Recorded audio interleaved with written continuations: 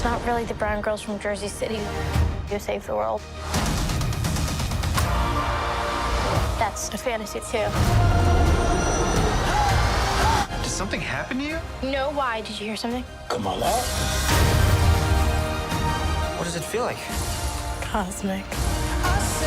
Alex from Narcity, Canada here. It's so great to meet you. You were absolutely Likewise. incredible to watch in the show. Oh, thank you.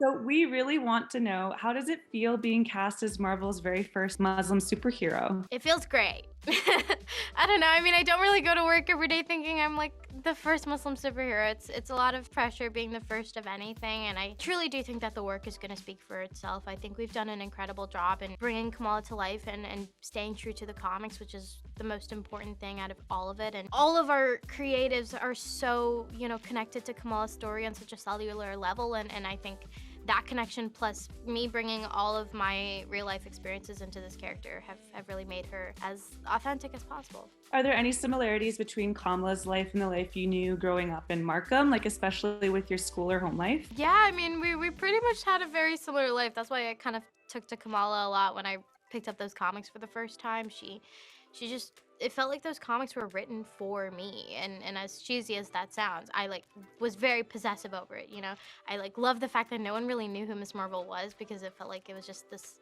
little secret I get to keep, and now to be sharing it with the world is so incredibly surreal. Were there any big scenes in the show that were inspired by your experience at Unionville High School? Ooh, the guidance counselor thing.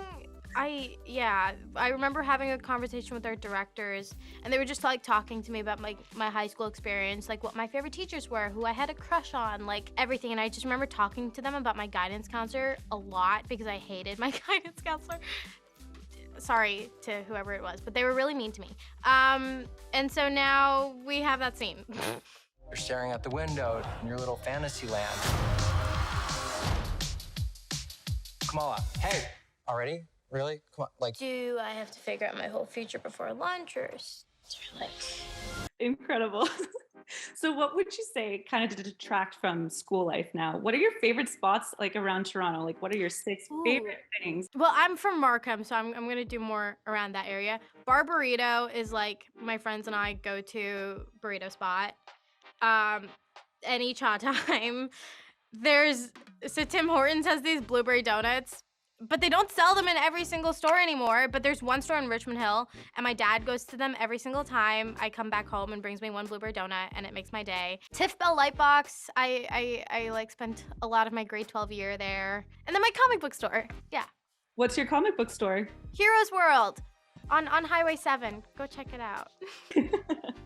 And what was the biggest highlight for you when filming the show? I think Avenger Con that we did in episode 1, that was one of the last things we shot in Atlanta, and they didn't let me see that set at all. They wanted me to have a genuine reaction when doing the scene for the first time, and so I just remember just not being able to speak. It was like Marvel vomit. It's what I want my bedroom to look like. It was amazing, and I was so excited to be on that set, and just in between takes we would just be finding all the Easter eggs and looking in under tables and seeing what they've hidden, and yeah, it was a really fun week. Speaking of references, we noticed a lot of Canadian references throughout the show so far. It was The Weeknd's Blinding Lights. Yeah.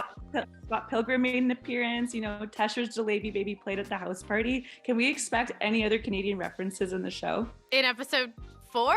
4. And then lastly, what's something that you hope viewers take away from when they watch Miss Marvel? I think Miss Marvel has quite a universal charm with the way we kind of feature fan culture and religion and coming of age and action. So I think it's going to appeal to a very wide audience, and I just hope that fans are able to kind of relate to Kamala and are motivated by her to continue just making fan art and cosplays and because being a fan is a lot of work, and the Marvel fandom is a lot of work, and you have to pay attention to everything and constantly prove yourself, and so the show is really just an appreciation for the fans and a love letter to them, and so I hope they take away that, and I hope young people are kind of, comforted by the fact that you don't have to have everything figured out at 16. You're allowed to kind of just live your life and explore your passions. And of course, we're introducing an entirely new diaspora of fans to the MCU. So that's going to be super exciting for young people who never really saw themselves in a positive light on screen before. And, this is going to be, I hope an accessible entryway for new fans of the MCU, because we're 34 projects in, and it can be quite intimidating to join the fandom, but there is space for everyone. Great. We can't wait for it to air. It was so great to meet you again, and enjoy the rest of your day. Thank you so much. Thanks for watching. If you enjoyed this video, please like and subscribe to our Narcity channel to see more content just like this.